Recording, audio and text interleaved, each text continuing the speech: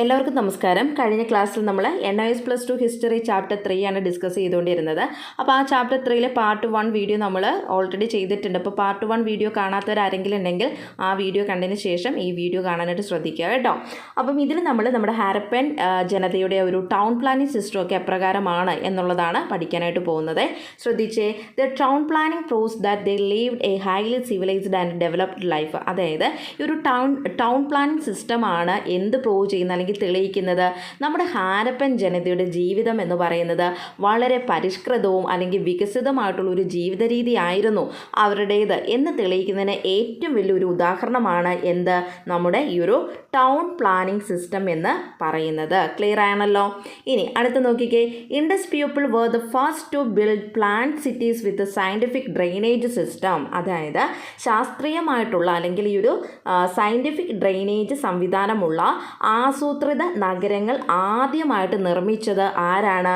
Indus പീപ്പിളാണ്, അല്ലെങ്കിൽ Sindhu ജനതയാണ്. Clear ആണല്ലോ. എന്താണ് നമ്മുടെ ശാസ്ത്രീയമായിട്ടുള്ള അല്ലെങ്കിൽ സയൻറ്റിഫിക് ഡ്രെയിനേജ് സിസ്റ്റം ആസൂത്രിത നഗരങ്ങളിൽ അല്ലെങ്കിൽ ഈ ഒരു ടൗൺ പ്ലാനിങ്ങിലൊക്കെ കൊണ്ടുവന്നത് ആരാണ്?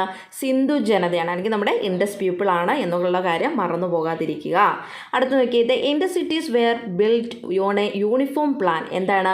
അതുകൊണ്ട് തന്നെ സിന്ധു നഗരങ്ങൾ എന്ന് പറയുന്നത് ഒരു ഏകീകൃത പദ്ധതിയിലാണ് അവർ നിർമ്മിച്ചത്. Town planning was amazing in nature. അതുകൊണ്ട് തന്നെ എങ്ങനെയാണ് ഈ ഒരു ടൗൺ പ്ലാനിങ് എന്നൊക്കെ പറയുന്നത് വളരെയധികം അമേസിങ് ആയിട്ടുള്ള രീതിയിലുള്ള ഒരു നേച്ചർ അല്ലെങ്കിൽ വളരെയധികം അതിശയിപ്പിക്കുന്ന രീതിയിലുള്ള ഒന്നായിരുന്നു എന്നാണ് പറയുന്നത്. ക്ലിയർ ആണല്ലോ. അപ്പോൾ ഒന്നുമില്ല, ഇത്രയും ഓർത്താൽ മതി. നമ്മളുടെ ഈ ഒരു നഗര ആസൂത്രണം എന്ന് പറയുന്നത് അല്ലെങ്കിൽ ഈ ഒരു ടൗൺ പ്ലാനിങ് എന്ന് പറയുന്നത് ഒരു തെളിവാണ്. എന്തിനുള്ള തെളിവാണ്? നമ്മുടെ ഹാരപ്പൻ ജനതയുടെ ജീവിതം എന്ന് പറയുന്നത് വളരെ പരിഷ്കൃതവും വികസിതവുമായിട്ടുള്ളൊരു ജീവിത രീതി ആയിരുന്നു അല്ലേ അവർ നയിച്ചുകൊണ്ടിരുന്നത് എന്നതിന് ഏറ്റവും വലിയ ഉത്തമ ഉദാഹരണമാണ് അവരുടെ ഈ ഒരു ടൗൺ പ്ലാനിങ് സിസ്റ്റം എന്ന് പറയുന്നത്. അതോടൊപ്പം തന്നെ നമ്മുടെ ശാസ്ത്രീയ ഡ്രെയിനേജ് സംവിധാനമുള്ള ആസൂത്രിത നഗരങ്ങളൊക്കെ ആദ്യമായിട്ട് നിർമ്മിച്ചത് ഇൻഡസ് പീപ്പിളാണ്, അല്ലെങ്കിൽ നമ്മുടെ സിന്ധു ജനതയാണ്. സിന്ധു നഗരങ്ങൾ ഒരു ഏകീകൃത പദ്ധതിയിലാണ് നിർമ്മിച്ചിരിക്കുന്നത്. അതോടൊപ്പം തന്നെ എന്താണ് പറയേണ്ടത്? ടൗൺ പ്ലാനിങ് പ്രകൃതിയിൽ അല്ലെങ്കിൽ ടൗൺ പ്ലാനിങ് എന്ന് പറയുന്നത് അതിൻ്റെ നേച്ചർ എന്ന് പറയുന്നത് വളരെ അമേസിങ് ആയിട്ടുള്ള ഒന്നായിരുന്നു, അല്ലെങ്കിൽ വളരെ നമ്മളെ അതിശയിപ്പിക്കുന്ന രീതിയിൽ ഒന്നായിരുന്നു ഈ ഒരു ടൗൺ പ്ലാനിങ് സിസ്റ്റം എന്ന് പറയുന്നത്. ക്ലിയർ ആണല്ലോ. അപ്പോൾ ഇപ്പോൾ ഇവിടെ ഓരോ പോയിൻ്റായിട്ട് തന്നെ ഓർത്തിരിക്കുക കേട്ടോ. ഒന്ന് നമ്മുടെ ഹൈലി സിവിലൈസ്ഡ് ആൻഡ് ഡെവലപ്ഡ് ലൈഫാണെന്നുള്ളത് ഓർത്തിരിക്കുക. അതുപോലെ തന്നെ ഫസ്റ്റ് ടു ബിൽഡ് പ്ലാന്റ് സിറ്റീസിൽ ആരാണ്? ഇൻഡസ് പീപ്പിളാണെന്ന് മനസ്സിലാക്കി വെക്കുക. അതോടൊപ്പം തന്നെ ഇത് ബിൽഡ് ചെയ്തിരിക്കുന്ന അല്ലെങ്കിൽ ഇൻഡസ് സിറ്റീസ് എന്ന് പറയുന്നത് ഒരു യൂണിഫോം പ്ലാൻ ആണെന്ന് മനസ്സിലാക്കി വെക്കുക. ടൗൺ പ്ലാനിങ് എന്ന് പറയുന്നതിൻ്റെ ആ ഒരു നേച്ചർ എന്ന് പറയുന്നത് വളരെ അമേസിങ് ആയിട്ടുള്ള ഒരു നേച്ചർ ആണെന്നുള്ളതും മനസ്സിലാക്കി വെക്കുക. ഓക്കെ, അടുത്ത് നമുക്കിനി സ്ട്രീറ്റിൻ്റെ കാര്യമാണ് പഠിക്കാനുള്ളത്. തെരുവുകൾ എപ്രകാരമാണ് എന്നുള്ളതാണ് നമ്മളിനി നോക്കാനായിട്ട് പോകുന്നത്. നോക്കി, the streets were straight and cut each other at right angles. എങ്ങനെയാണ് പറഞ്ഞിരിക്കുന്നത്?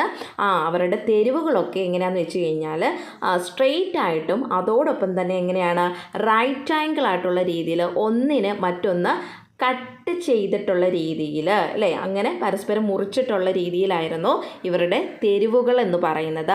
ദേ were 13 to 34 feet wide and were well lined. എങ്ങനെയാണ്?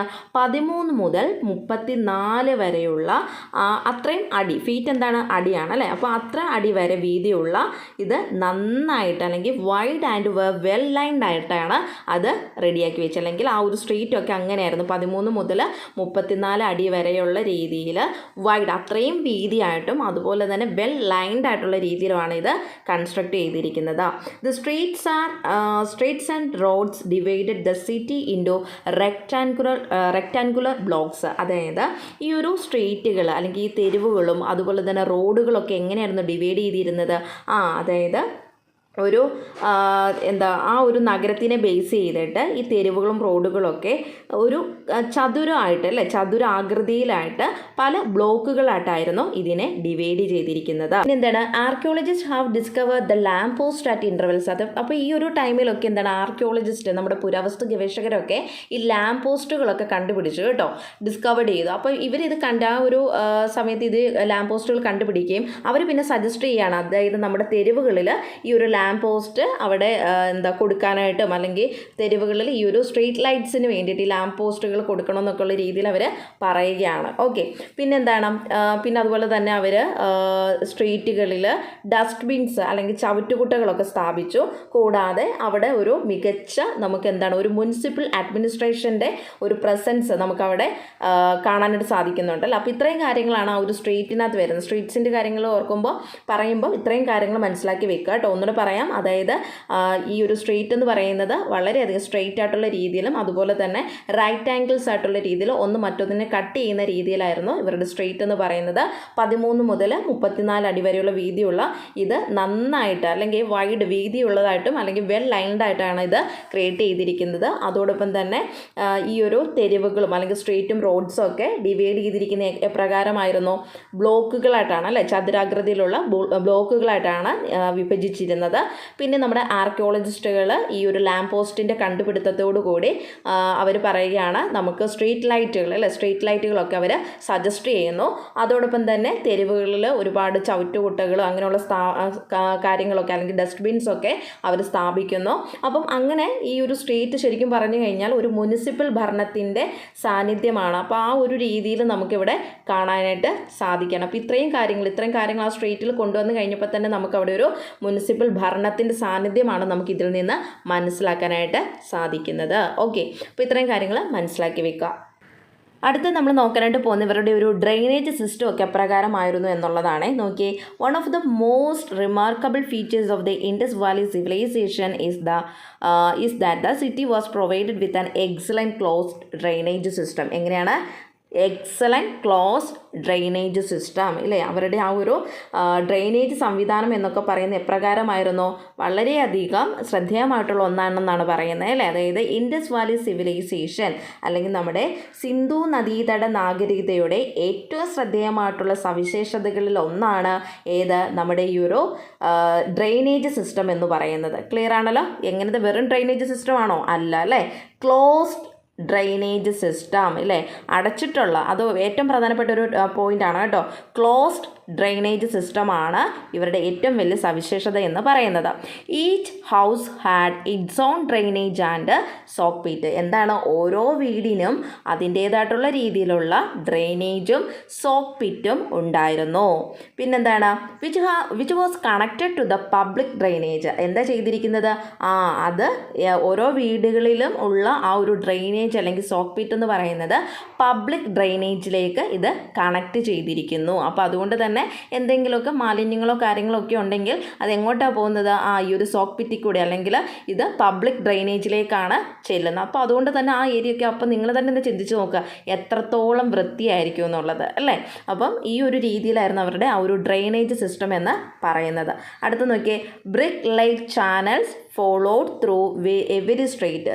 അതായത് ഫ്ലോഡ് ത്രൂ എവരി സ്ട്രീറ്റ്. അതായത് ഈ ഒരു ബ്രിക്ക് ലൈഡ് ആയിട്ടുള്ള ചാനൽസ്, അതായത് നമുക്ക് പറയാം നമ്മുടെയൊക്കെ ഇവിടെയുള്ള ഓടകളൊക്കെ ഉണ്ടല്ലോ. അപ്പോൾ അങ്ങനെയുള്ള ഒരു ചാലിലൂടെ അല്ലെങ്കിൽ ആ ഒരു ചാലിലൂടെയായിരുന്നു എല്ലാ സ്ട്രീറ്റിനും അങ്ങനെ ഒരു ബ്രിക്ക് ലൈഡ് ചാനൽസ് ഉണ്ട്. ഇതിലൂടെയാണ് ഇത് എന്ത് ചെയ്യുന്നത്? ഈ വേസ്റ്റ് അല്ലെങ്കിൽ മാലിന്യങ്ങൾ ഇങ്ങനെയുള്ള കാര്യങ്ങളൊക്കെ ഫ്ലോ ചെയ്യുന്നത്. ഓക്കെ, എല്ലാ സ്ട്രീറ്റിൽ കൂടെ ഇത് കടന്നിങ്ങനെ പോകുന്നുണ്ട്.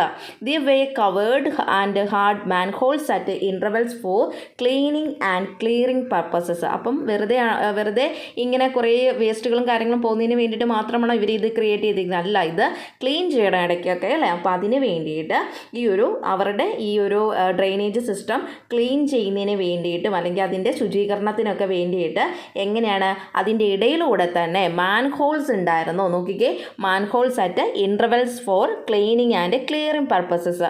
അപ്പം ഇത് ഈ ഡ്രെയിനേജ് സിസ്റ്റമൊക്കെ ഇടയ്ക്കൊക്കെ ക്ലീൻ ചെയ്യുന്നതിനും അല്ലെങ്കിൽ ക്ലിയറിംഗ് പർപ്പസസിനൊക്കെ വേണ്ടിയിട്ട് ഇവർ ഇതിൻ്റെ ഇടയിലുള്ള എന്ത് കൊടുത്തിട്ടുണ്ട്? മാൻഹോൾസ് കൊടുത്തിട്ടുണ്ട്. അതായത് ഇവർക്ക് തന്നെ ഇറങ്ങി ക്ലീൻ ചെയ്യും. നമ്മുടെ ഇവിടെ സാധാരണ ചെയ്യുന്ന പോലെ തന്നെയുള്ള കാര്യങ്ങൾ പറയുന്നത് കേട്ടോ. അപ്പോൾ ഈ ഡ്രെയിനേജ് സിസ്റ്റം ക്ലീൻ ചെയ്യുന്നതിന് വേണ്ടിയിട്ട് അതിൻ്റെ ഇടയിലൂടെ മാൻഹോൾസൊക്കെ ഉണ്ടായിരുന്നു എന്നാണ് പറയുന്നത്. അപ്പോൾ ക്ലിയർ ആണല്ലോ. അപ്പോൾ ഏറ്റവും റിമാർക്കബിൾ ഫീച്ചറായിട്ടുള്ള ഒന്നാണ് എന്താ ഡ്രെയിനേജ് സിസ്റ്റം. വെറും ഡ്രെയിനേജ് സിസ്റ്റം അല്ല, ക്ലോസ്ഡ് ഡ്രെയിനേജ് സിസ്റ്റം. അപ്പം ഈ ഓരോ വീടുകൾക്കും അതിൻ്റേതായിട്ടുള്ള രീതിയിൽ സോക്ക് പിറ്റും ഡ്രെയിനേജും ഉണ്ട്. ദെൻ ഇവരുടെ ഓരോ വീടുകളിൽ നിന്ന് വരുന്ന ഈ അവശിഷ്ട കാര്യങ്ങൾ മാലിന്യങ്ങളൊക്കെ എങ്ങനെയാണ് പബ്ലിക് ഡ്രെയിനേജിലേക്ക് കണക്ട് ചെയ്തിരിക്കുന്നു. അതോടൊപ്പം തന്നെ brick light channels flawed through every street. അപ്പോൾ ഇങ്ങനത്തെ ഈ ഒരു ചാനൽസ് അല്ലെങ്കിൽ ഈ ഒരു ഇഷ്ടിക കൊണ്ടുണ്ടാക്കിയിട്ടുള്ള ചാലുകൾ എല്ലാ സ്ട്രീറ്റിലൂടെയും ഇത് ഒഴുകി ചെല്ലുന്നുണ്ട്.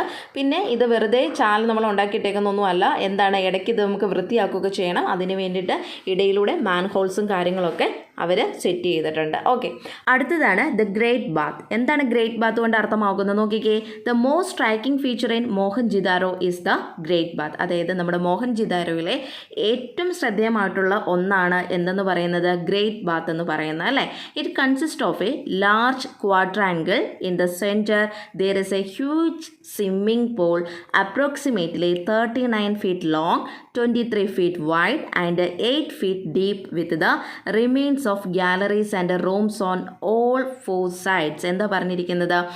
അതായത് ഇതെന്താണ് ഒരു ലാർജ് ക്വാഡ്രാങ്കിൾ, അതായത് ഒരു ചതുർഭുജം പോലെയാണ്, ഒരു വലിയ ചതുർഭുജം പോലെയാണ് ഇത് എന്താണ് ഉൾക്കൊള്ളിച്ചിരിക്കുന്നത്. അതോടൊപ്പം തന്നെ അതിൻ്റെ സെൻറ്റർ ഭാഗത്ത് എന്താണ് ഒരു സ്വിമ്മിംഗ് പൂൾ ഉണ്ടല്ലേ. അതിൻ്റെ അളവും കാര്യങ്ങളൊക്കെ പറഞ്ഞിട്ട് ഏകദേശം എത്ര പറഞ്ഞിരിക്കുക 39 feet ലോങ്ങും 23 feet വൈഡും 8 feet ഡീപ്പുമായിട്ടുള്ള രീതിയിലുള്ള ഒരു എന്താ ലാർജ് ക്വാഡ്രാങ്കിൾ ഷേപ്പിലുള്ള ഒന്നാണ്, ഒരു ഹ്യൂജ് സ്വിമ്മിംഗ് പൂളാണ് എന്താ ഈ ഒരു ഗ്രേറ്റ് ബാത്ത് എന്ന് ഉദ്ദേശിക്കുന്നത്. അപ്പം നമ്മുടെ മതപരമായിട്ടുള്ള ചടങ്ങുകൾക്കൊക്കെ വേണ്ടിയിട്ട് അല്ലെങ്കിൽ അങ്ങനെയുള്ള കാര്യങ്ങൾക്കൊക്കെ വേണ്ടിയിട്ട് വലിയ രാജാക്കന്മാരും അതുപോലെ തന്നെ പുരോഹിതന്മാരൊക്കെ ഉപയോഗിച്ചുകൊണ്ടിരുന്ന കുളിപ്പുരയ്ക്കാണ് നമ്മൾ ഈ ഒരു ഗ്രേറ്റ് ബാത്ത് എന്ന് പറയുന്നത് കേട്ടോ. അതൊന്ന് മനസ്സിലാക്കി വെച്ചോണേ. അതുപോലെ തന്നെ എന്താണ് ഈ ഒരു മോഹൻജിദാരോയിൽ ഒരു കോട്ടയ്ക്കകത്താണ് ഈ ഒരു ഗ്രേറ്റ് ബാത്ത് സ്ഥിതി ചെയ്യുന്നത്. അതോടൊപ്പം തന്നെ എന്താണ് നമുക്ക് ഈ ഗ്രേറ്റ് ബാത്ത് നമ്മളിപ്പോൾ അതിൻ്റെ അളവും കാര്യങ്ങളൊക്കെ പറഞ്ഞാൽ അതൊക്കെ ജസ്റ്റ് ഒന്ന് നോക്കി വെച്ചോണം കേട്ടോ. അതോടൊപ്പം തന്നെ ഇത് ഇഷ്ടികകൾ, അതിൻ്റെ തറയൊക്കെ ഇഷ്ടിക വെച്ചിട്ടായിരുന്നു ഉണ്ടാക്കിക്കൊണ്ടിരുന്നത്. അതുകൂടാതെ നമ്മുടെ ഡ്രസ്സ് അല്ലെങ്കിൽ ഈ വസ്ത്രമൊക്കെ മാറുന്നതിന് വേണ്ടിയിട്ട് പ്രത്യേകം റൂമുകളും കാര്യങ്ങളൊക്കെ അവിടെ ഉണ്ടായിരുന്നു കേട്ടോ. അതായത് ഈ ഒരു ഗ്രേറ്റ് ബാത്ത് അല്ലെങ്കിൽ ഈ ഒരു സ്വിമ്മിംഗ് പൂളിൻ്റെ അടുത്തായിട്ട് വസ്ത്രം മാറാൻ വേണ്ടിയിട്ടൊക്കെ പ്രത്യേക മുറികളൊക്കെ ഒരുക്കിയിട്ടുണ്ടായിരുന്നു.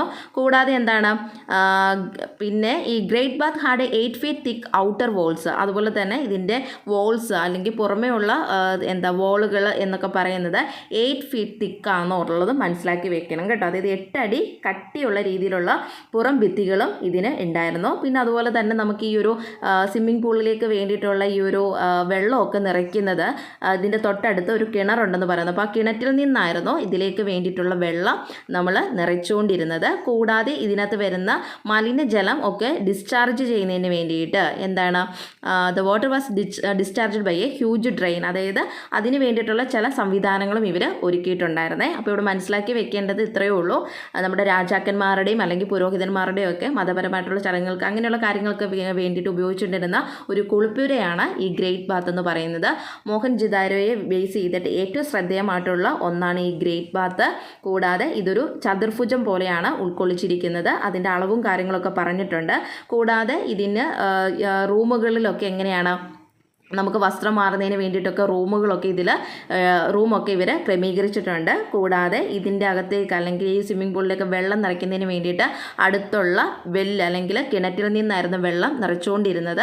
കൂടാതെ ഇതിനകത്തുള്ള മലിനജലം പുറത്തേക്ക് വിടുന്നതിന് വേണ്ടിയിട്ടും ചില സജ്ജീകരണങ്ങളൊക്കെ ഇവർ ഒരുക്കിയിട്ടുണ്ടായിരുന്നു. പിന്നെ ഇതിൻ്റെ പുറം ഭിത്തികൾ എന്ന് പറയുന്നത് അതിൻ്റെ അളവ് പറഞ്ഞിട്ടുണ്ട് 8 feet തിക്ക് ഔട്ടർ വോൾസ് ആണ് ഇതിന് ഉണ്ടായിരുന്നത്. ഓക്കെ, അപ്പം പിന്നെ അതിൻ്റെ തറയൊക്കെ ഉണ്ടാക്കിയിരുന്നത് എപ്രകാരമാണ് ഇഷ്ടിക വെച്ചിട്ടാണെന്നുള്ളതും കൂടെ ഒന്ന് മനസ്സിലാക്കി വെക്കുക കേട്ടോ. അപ്പോൾ ഇത്രയും കാര്യങ്ങളാണ് മനസ്സിലാക്കി വെക്കേണ്ടത്. ഇത്രയും ഭാഗം അതായത് നമ്മൾ ഇപ്പം പറഞ്ഞിരിക്കുന്ന കാര്യങ്ങളുണ്ട്, ഇതെല്ലാം ഒന്ന് മനസ്സിലാക്കി വെക്കണം കേട്ടോ. പിന്നെ എന്തെങ്കിലുമൊക്കെ പ്രകൃതിക്ഷോഭങ്ങളൊക്കെ വരുമ്പോഴത്തേനും അതിനെ പ്രതിരോധിക്കാൻ വേണ്ടിയിട്ടൊക്കെ ഇത് ഒരു പ്രതിരോധിക്കാൻ വേണ്ടിയിട്ടൊക്കെ ഇത് സഹായിച്ചു എന്നും പറയപ്പെടുന്നുണ്ട് കേട്ടോ. അപ്പോൾ ഇത്രയും കാര്യങ്ങൾ മനസ്സിലാക്കി വെക്കുക. നമ്മൾ ഇന്ന് പഠിച്ചിരിക്കുന്നത് ഈ ഒരു ഹാരപ്പൻ സിവിലൈസേഷൻ അല്ലെങ്കിൽ ഹാരപ്പൻ ജനതയുടെ ഈ ഒരു ടൗൺ പ്ലാനിംഗ് സിസ്റ്റത്തെക്കുറിച്ചൊക്കെയാണ് നമ്മൾ സംസാരിച്ചുകൊണ്ടിരുന്നത്. അപ്പോൾ അതിൽ പല ഭാഗങ്ങളെക്കുറിച്ച് നമ്മൾ കവർ ചെയ്ത് പോയിട്ടുണ്ട്. ഇത്രയും കാര്യങ്ങൾ 4 ടോപ്പിക്കാണ് നമ്മൾ കവർ ചെയ്തിരിക്കുന്നത്. ഈ 4 ടോപ്പിക്കും മനസ്സിലാക്കി വെക്കുക കേട്ടോ. അടുത്ത ഭാഗം കൊണ്ട്